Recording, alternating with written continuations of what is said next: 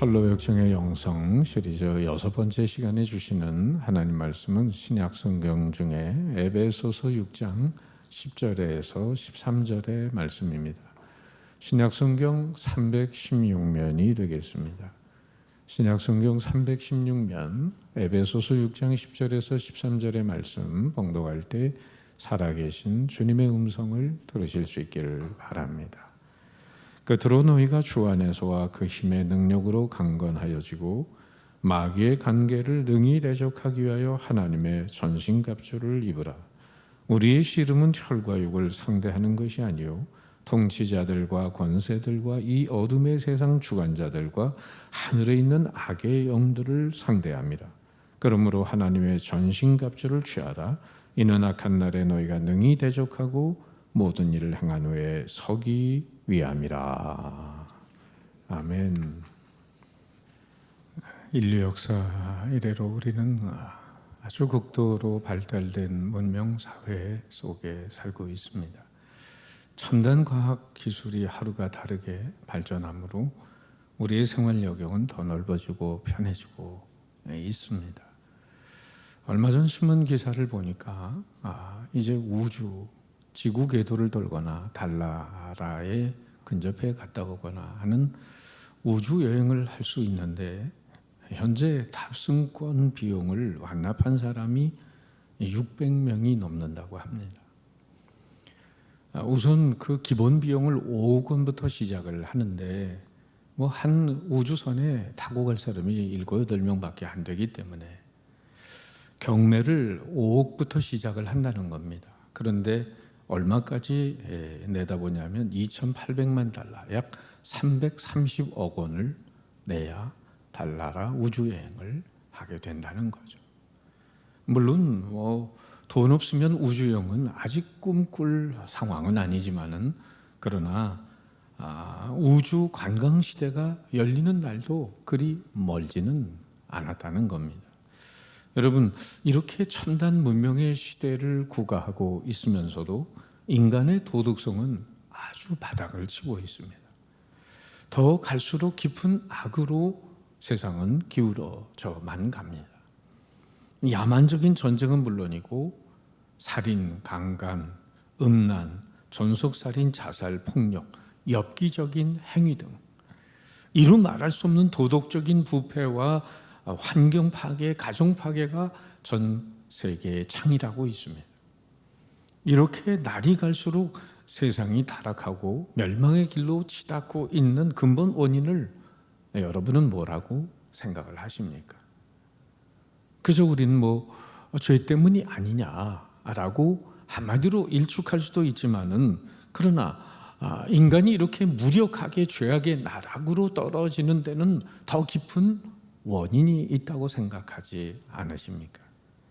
오늘 그 해답을 좀 나누기 원하는 겁니다. 불신의 세상이 아닌 오늘 믿음의 세계 안에 사는 그리스도인들의 삶의 자리는 어떨까요? 여러분의 서부전선은 이상이 없습니까? 인류의 구원자로 오신 예수님께서 자신이 이 세상에 오신 목적을 어떻게 말씀하셨습니까? 요한복음 10장 10절 하반절에 보면 이렇게 말씀하셔요. 내가 온 것은 양으로 생명을 얻게 하고 더 풍성히 얻게 하려는 것이라. 우리는 얼뜻 생각하면 우리의 그 영적인 생명, 구원과 그리고 죽으면 하늘나라 천국 가는 것을 예수님 때문에 얻게 되었다는 것은 분명한 사실이지만 그러나 이 땅에 사는 동안에도 풍성한 삶을 우리에게 주시기 위해서 오셨다는 이 말씀은 스쳐 지나갈 때가 많습니다. 그러니까 영적 생명만 얻는 것이 아니라 이 땅에 풍성한 삶을 위해서 오셨는데 그 풍성한 삶을 히브리어로는 우리가 잘 아는 샬롬이라는 용어를 씁니다. 평안함, 온전함, 안녕 이런 뜻이 있고 오늘날 현대적인 용어로 말하면 웰빙입니다. 웰빙. 그런데 문제는 오늘날 많은 그리스도인들조차도 하나님이 원하시고 바라시는 그 풍성한 삶을 누리고 있지 못한다는 데 문제가 있어요. 여러분 자신은 어떻습니까? 주님 안에서 정말 풍성한 삶을, 웰빙의 삶을 모두가 다 누리고 있습니다. 아니면 내적으로는 걱정과 두려움과 불안과 우울함에 시달리고 또 외적으로는 각종 질병과 결혼생활, 가정생활에 심각한 문제가 있고 재정적으로 압박을 받는 그런 삶을 살고 있지 않으십니까? 사실상 어떤 분들은 구원받기 전보다 예수 믿고 난 다음에 삶이 더 어려워졌다고 말하는 분들도 계세요. 철로역정의 주인공 순례자 크리스찬이 고난의 산을 넘어 아름다운 집에 들어가는 장면이 나옵니다. 아름다운 집에는 3개의 방이 있습니다. 첫째 방은 평화의 방, 둘째 방은 서재, 셋째 방은 무기고입니다. 우리는 오늘 이 무기고에 들어갔다가 무장을 하고 나오는 크리스찬의 모습을 보면서 영적 무장이 없이는 인생의 순례길을 갈 수 없다는 교훈을 알게 됩니다. 순례자 크리스찬은 그 아름다운 집에서 머리끝부터 발끝까지 영적인 무장을 한 후에 순례의 길을 걸어가고 있습니다. 그렇다면 우리 인생의 순례길에서 우리가 영적인 무장이 필요한 이유가 뭘까요? 잊지 말 것은 우리가 예수님을 믿게 될 때 우리는 용서와 사랑과 성령님과 천국행 티켓만 얻은 것이 아닙니다. 더불어 얻은 것은 바로 새로운 대적자들도 얻었다는 거예요. 성경은 우리를 맞서서 도전하는 강력한 영적 존재가 있다고 누누이 말합니다. 그 대적의 목표는 죽이고 도적질하고 멸망시키는 것이고 온 힘을 다해 우리의 삶을 비참하게 만드는 것이 저들의 목표입니다. 요한복음 10장 10절 주님이 말씀하듯이 도둑이 오는 것은 도둑질하고 죽이고 멸망시키려는 것뿐이요. 여기서 말하는 도둑이 누굽니까? 바로 그것은 다름 아닌 마귀 사탄입니다.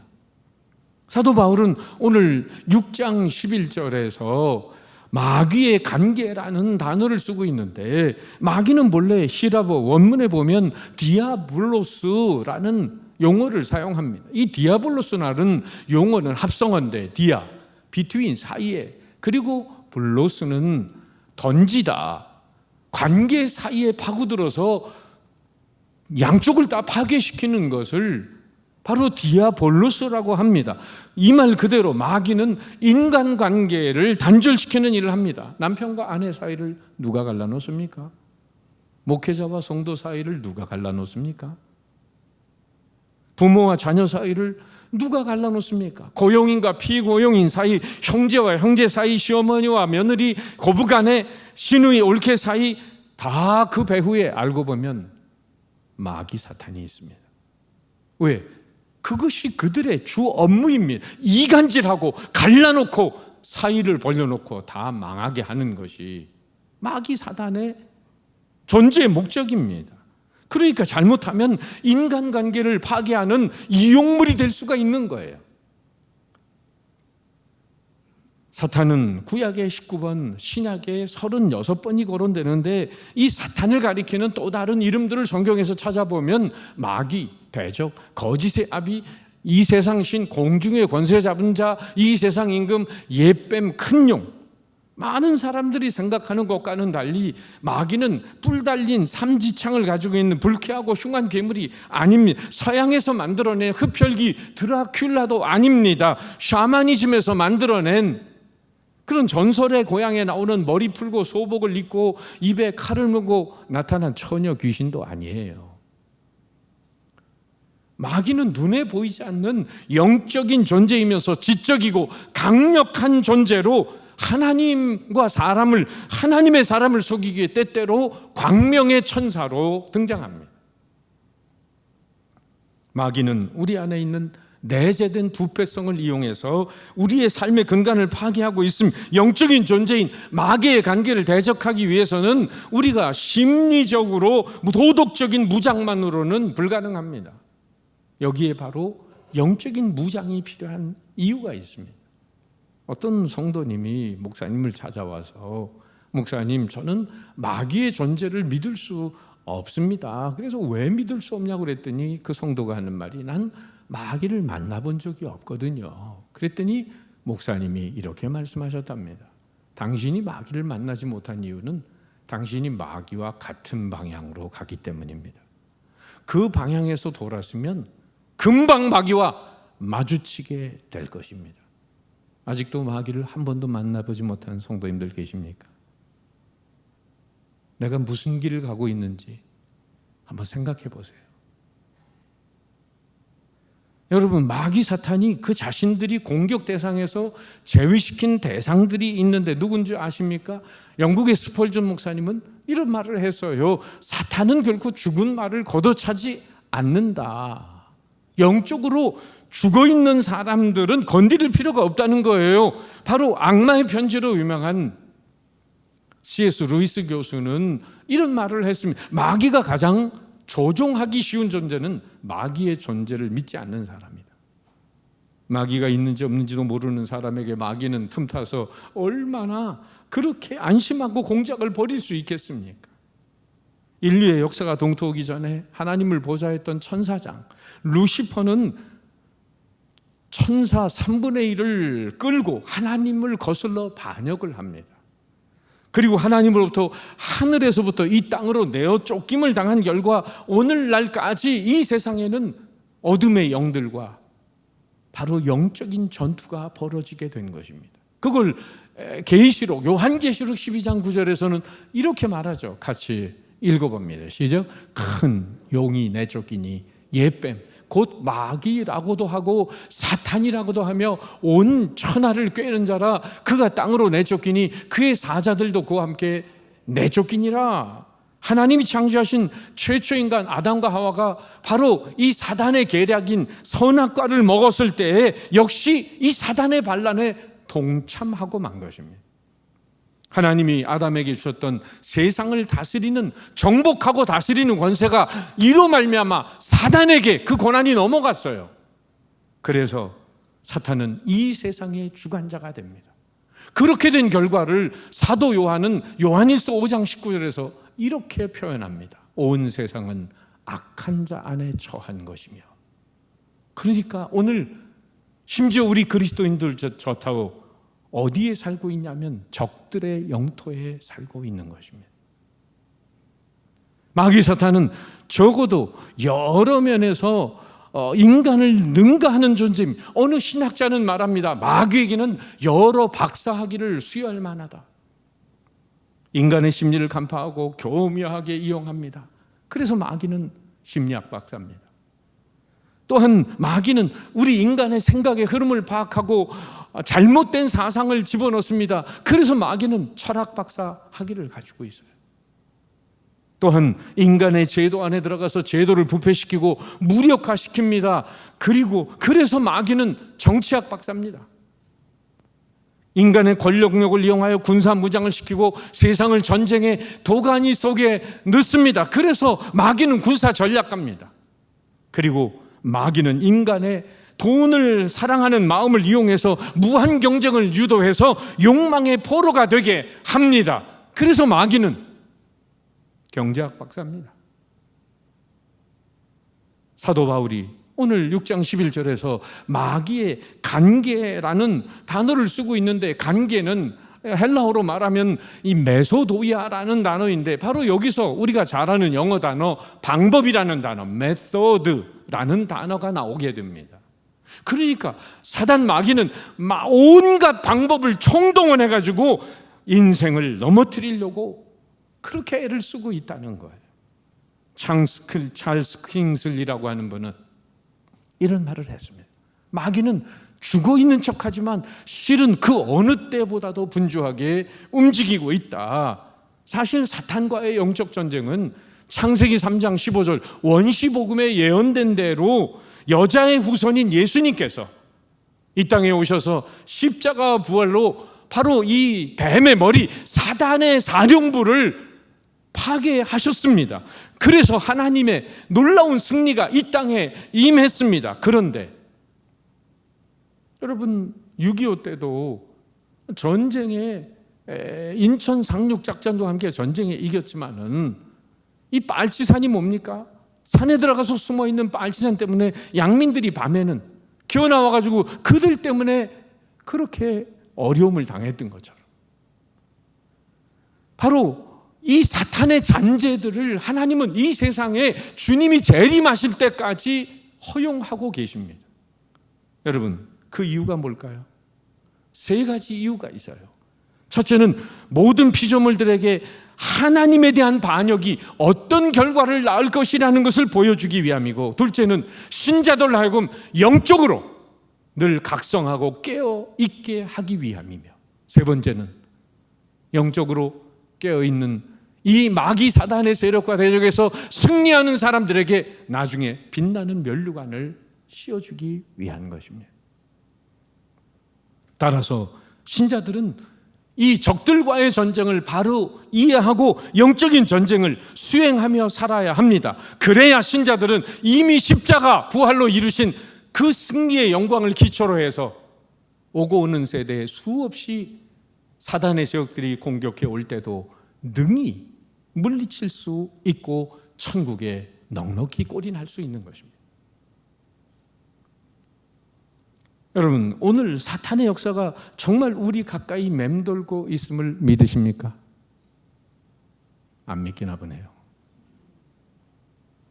십자가 행을 만류하다가, 주님의 십자가 행을 만류하다가 예수님에게 책망을 받은 베드로, 사탄아 물러가라, 너는 나를 넘어지게 하는 자로다. 그가 통곡의 밤을 거쳐서 오순절 성령을 체험하고, 그리고 초대교회의 기둥과 같은 하나님의 일꾼이 돼서 소아시아의 성도들에게 쓴 편지에 뭐라고 권면하죠? 다 같이 베드로전서 5장 8절 9절을 읽어봅니다. 시작. 근신하라, 깨어라, 너희 대적마귀가 우는 사자같이 두루다니며 삼킬 자를 찾나니 너희는 믿음을 굳건하게 하여 그를 대적하라. 이 말씀을 보면 여러분, 사탄은 공휴일도 없어요. 사탄은 휴가도 없고 바캉스도 없고 연중 무휴고 아파서 조퇴하는 일도 없고 힘들다고 스트라이크하는 일도 없고 대우가 좋은지 사탄은 노조 파업도 없답니다.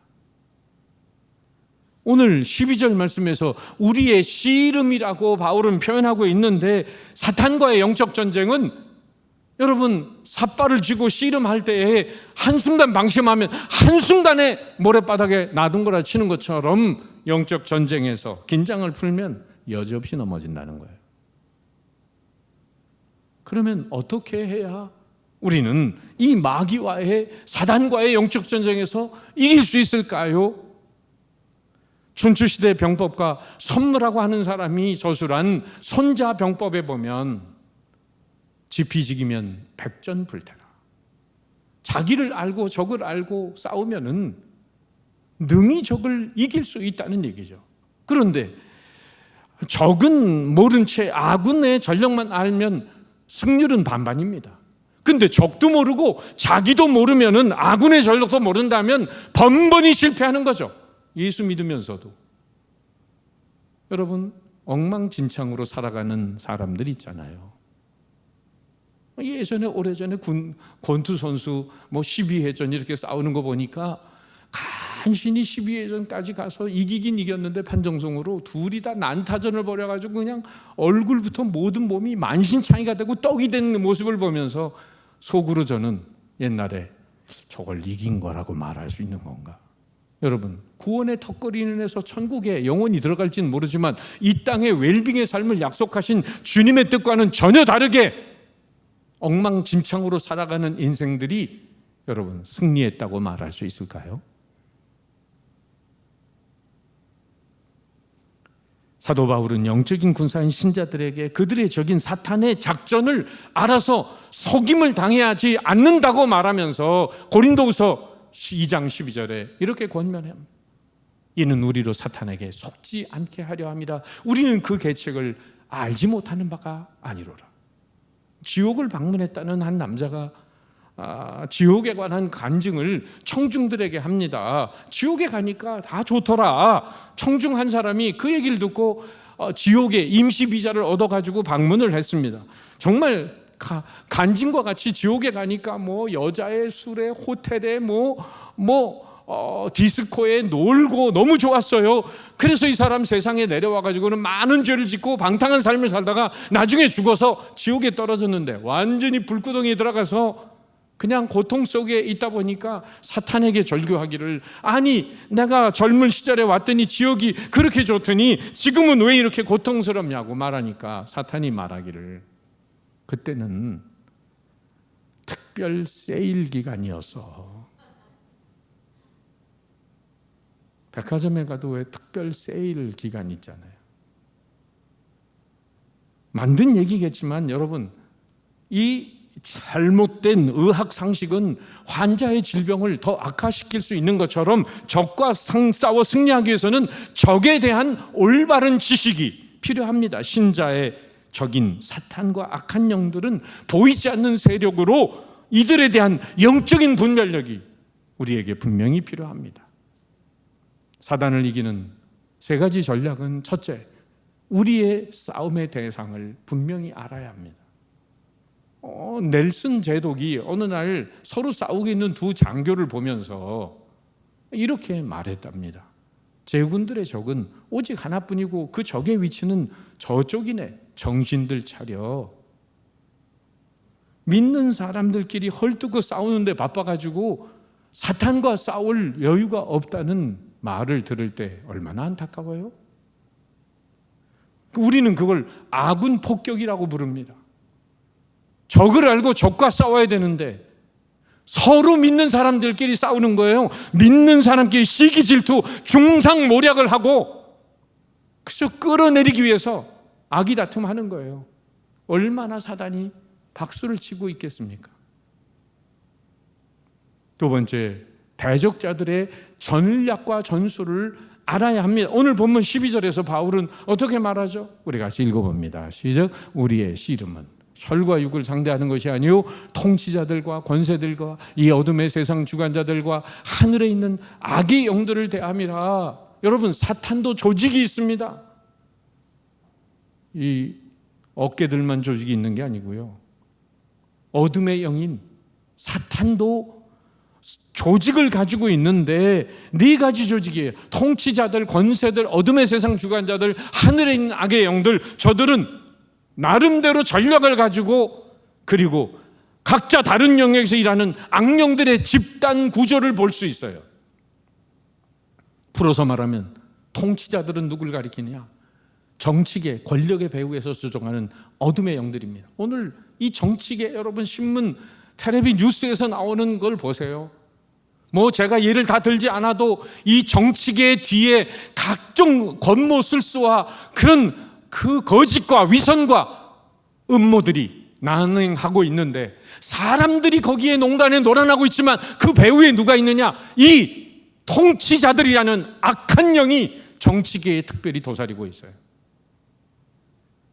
북한의 지도자들이 미국과 같은 강대국을 가지고 막 이렇게 저렇게 깡짜를 부릴 때가 있어요. 그래서 제가 저 빈 깡통을 가진 나라가 어떻게 저 강대국을 가지고 놀지? 전문가에게 물어봤어요.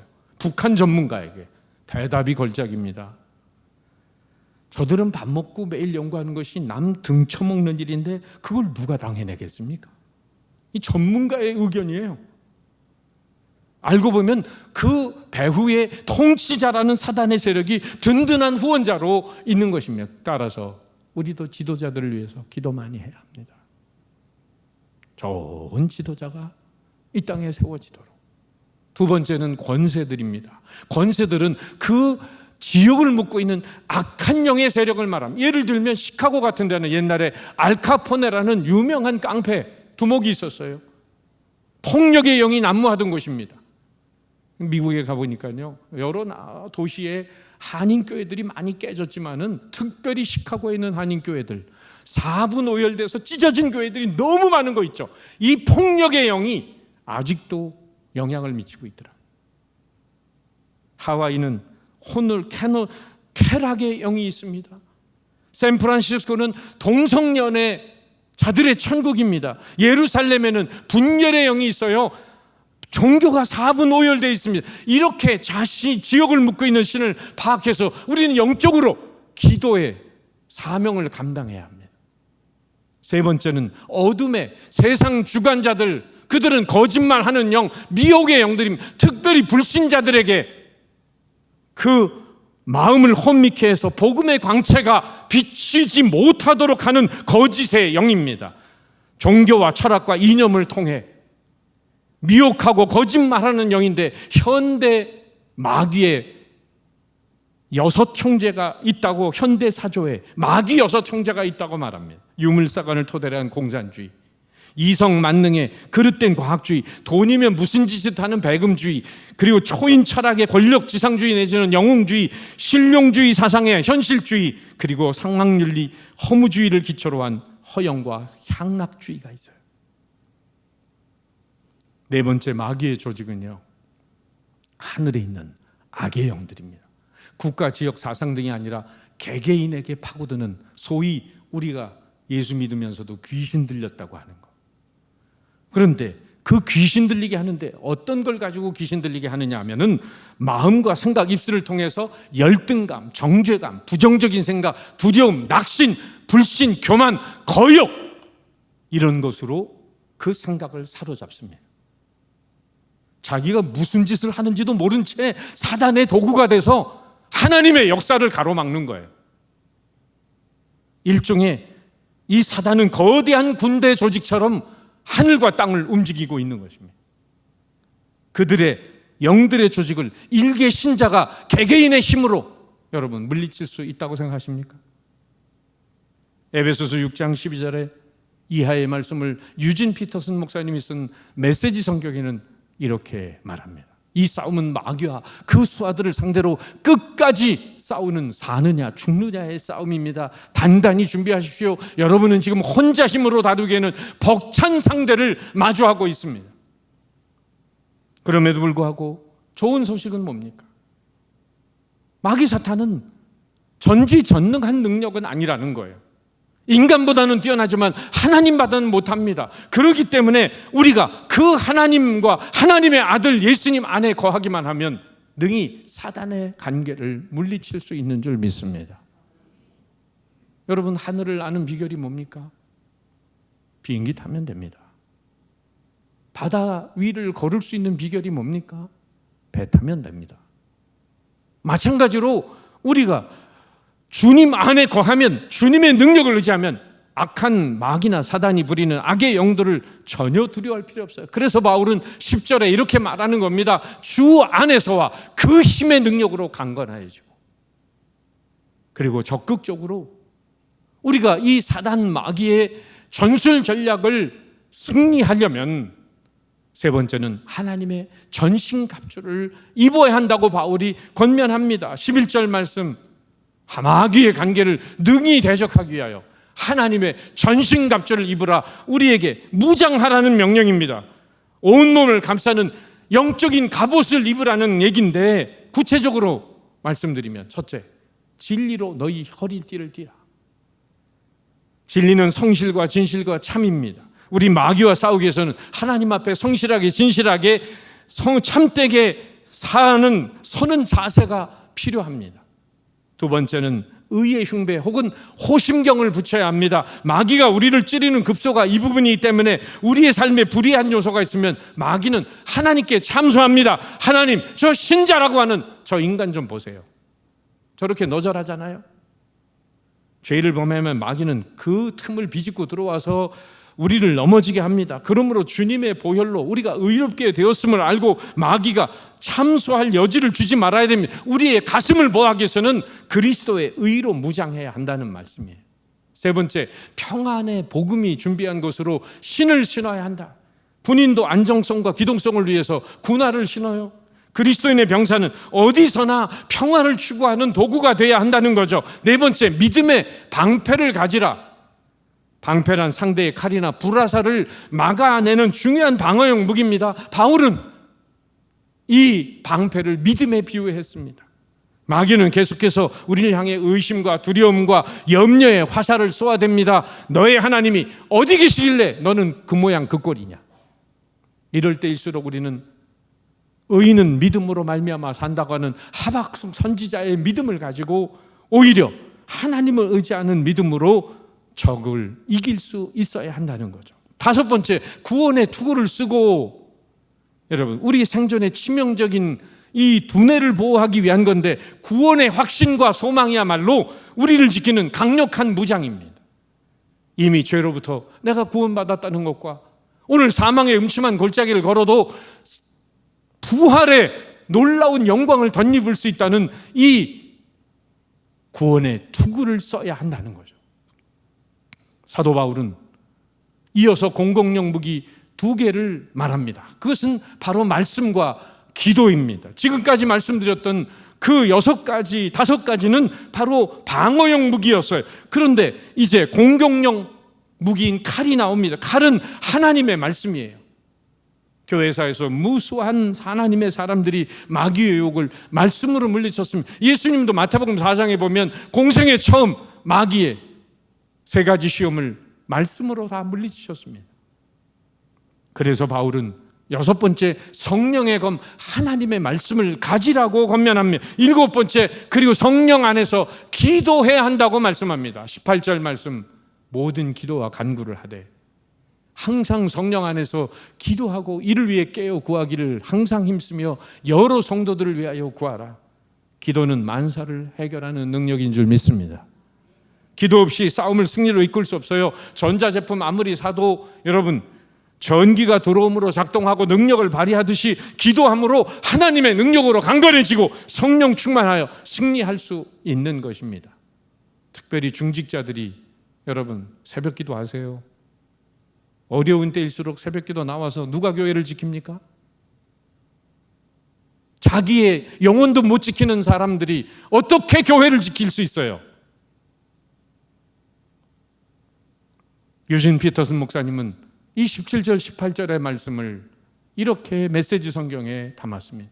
하나님의 말씀이야말로 없어서는 안 될 무기입니다. 마찬가지로 계속되는 이 전쟁에서 기도는 필수입니다. 열심히 오래 기도하십시오. 형제자매들을 위해 기도하십시오. 끊임없이 주의를 기울이십시오. 서로 기운을 북돋아 아무도 뒤처지거나 낙오하는 사람이 없게 하십시오. 철로역정을 보면 순례자 크리스찬이 아름다운 집의 무기고에서 전신갑주로 무장을 하고 그리고는 보무당당하게 새 힘을 얻어서 순례의 길을 가고 있습니다. 우리 지상 순례 여정에는 아름다운 2개의 집이 있습니다. 하나는 교회요, 또 하나는 가정입니다. 교회를 통해 영적인 무장을 제대로 하는 가정만이 마귀의 공격을 능히 물리칠 수 있습니다. 교회가 베푸는 가장 큰 축복은 성도들로 하여금 영적인 무장을 시켜주는 것입니다. 혼자 하기 힘들 때 교회가 공동체적으로 연합하여 하는 것입니다. 우리 모두가 이 혜택을 제대로 누리기를 바랍니다. 그래서 주일 예배로만은 여러분 부족합니다. 코로나 시기에 주일 예배 드리는 것도 여러 마음의 다짐을 하고 이 자리에 나오시는 분들이 있지만 여러분, 교회의 각종 훈련과 훈련 과정들이 바로 영적인 무장의 기회입니다. 이제 영적인 무장을 통해 강한 군사로 거듭나고 일어나야 합니다. 이제 다음 시간에 보는 것처럼 골짜기를 향해, 인생의 골짜기를 향해 순례자가 여정을 떠나는데 사망의 음침한 골짜기에서도 영적인 무장을 한 사람과 그렇지 않은 사람의 차이는 너무나 큰 것입니다. 주가 주신 능력으로 무장하고 우리가 기다리고 있는 골짜기를 향해 나가야 합니다. 원수가 다가와도 결코 쓰러지지 않을 것입니다. 적의 실체와 계계를 알고 주님의 능력을 날마다 힘입어서 자신과 세상과 어둠의 권세를 이기며 승리하는 그리스도인들이 되시기를 주님의 이름으로 축복합니다. 기도하겠습니다.